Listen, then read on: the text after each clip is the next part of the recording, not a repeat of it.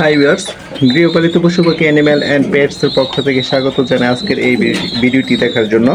দর্শক, আজকে আলোচনা হচ্ছে কবুতরের যদি ক্যালসিয়ামের ঘাটতি থাকে কী কী লক্ষণ থাকে সেই বিষয়ে আলোচনা করব এবং কোন মেডিসিন দিলে আপনার এই সমস্যার সমাধান হয় সেই বিষয়ে আলোচনা করব। তো প্রিয় দর্শক, তার পূর্বে আমার ইউটিউব চ্যানেলটা সাবস্ক্রাইব করে রাখবেন নতুন নতুন ভিডিও সবার আগে পেতে।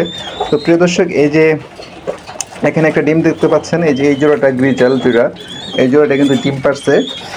ডিম পেড়ে কিন্তু একটা সম্পূর্ণ খেয়ে ফেলছে, আরেকটা এই যে সিদ্ধ করে দেখতে পাচ্ছেন যে এই সম্পূর্ণ ভিতরের যে কুসুমগুলি আছে ওইটি খেয়ে ফেলছে এবং ডিমের খোসাও কিন্তু অনেকটুকু খেয়ে ফেলছে।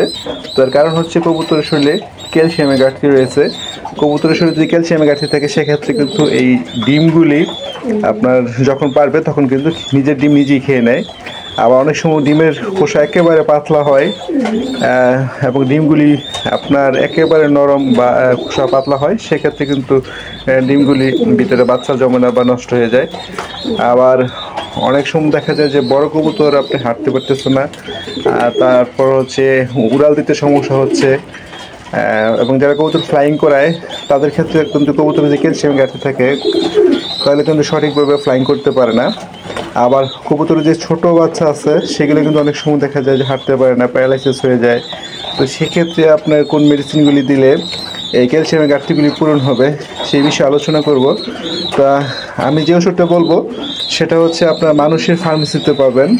এটা ওষুধটা হচ্ছে ক্যালটেট। বড়িটা খাওয়ানোর নিয়ম হচ্ছে অর্ধেক সকালে এবং অর্ধেক বিকেলে, ডেলি 2 বেলা খাওয়াবেন। ছোটো কবুতরের বাচ্চার যদি সমস্যা হয়, প্যারালাইসিস হয় বা ক্যালসিয়াম ঘাটতি থাকে সেক্ষেত্রে খাওয়াইতে পারেন।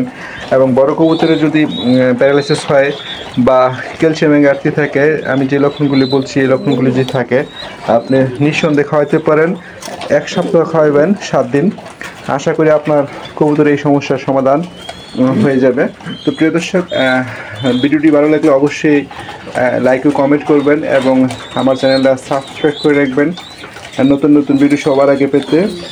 আসসালামু আলাইকুম।